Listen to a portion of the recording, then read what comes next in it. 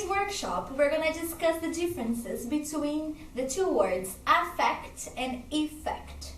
So affect is generally used as a verb and it means to impact or to change. Okay, so one example of usage would be the coronavirus situation has affected our daily routines.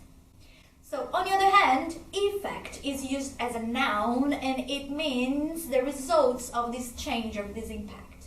So an example would be, the coronavirus effects are still unknown.